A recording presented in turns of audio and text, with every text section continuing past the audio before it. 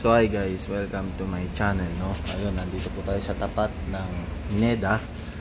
Okay, para mag-vlog po ngayon. So guys, yung mga nagtatanong kung kailan po tayo makakapag-update kina Ma'am Lilang, siguro sa Lunes. Okay, January 5, Biyernes 6, 7, mga 8. January 8 po tayo makakapag-vlog ulit doon. Gawa po ng magre-restock po sila Saturday, then Sunday, tapos yung Monday. So ayun, shoutout kina Miss Dayan, okay, kina Sir Vin, kina Sir Niel, lahat-lahat po kayo. Hindi ko na po kayo iisa-isahin kasi lahat po kayo nagko-comment about doon sa price update na tinatawag po natin doon po kina Ma'am Lilang. So ayun, i-update ko po kayo isa-isa. Bale, lahat po kayo, kilala ko po kayo lahat.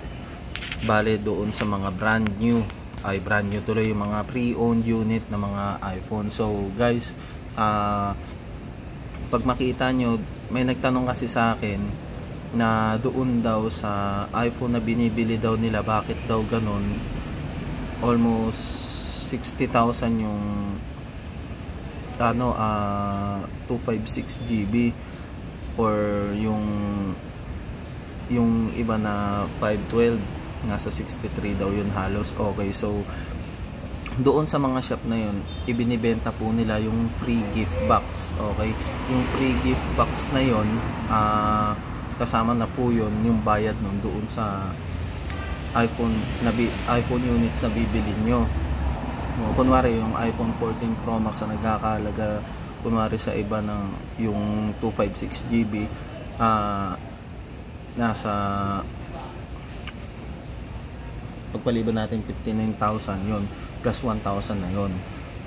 So sa mga ibang mga nakikita ko po mga video, kasama na po doon halos yung free gift box. Instead na free, hindi na po siya nagiging free dahil at nandun na po sila sa additional charges.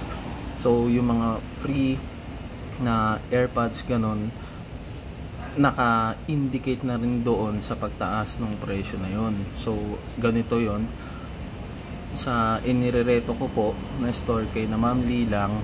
Okay, doon po sa store XD1, doon po yun, kahilera po sila ng EO. Bale, didiretso lang po kayo sa gawing kanan XD1, store XD1 yung katabi lang po sila ng mga bentahan ng PlayStation.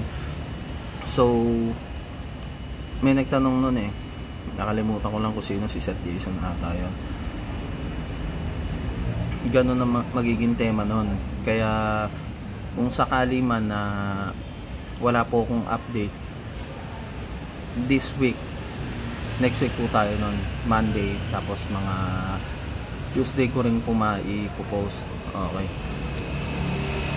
pagdating dun guys, yung free gift box natin kina Ma'am Lilang, libre po talaga yun, wala po yung bayad.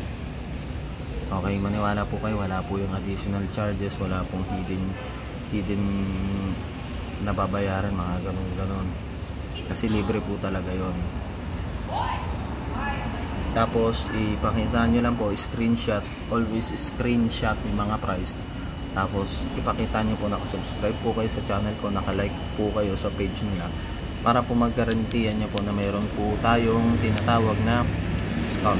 Okay, so pag may mga katanungan, diretso na lang po kayo sa akin pong FB page. Madami po sila nagtatanong sa akin. Lahat po yun, bumili na po doon po kay Ma'am Lilang. Sureball po yun.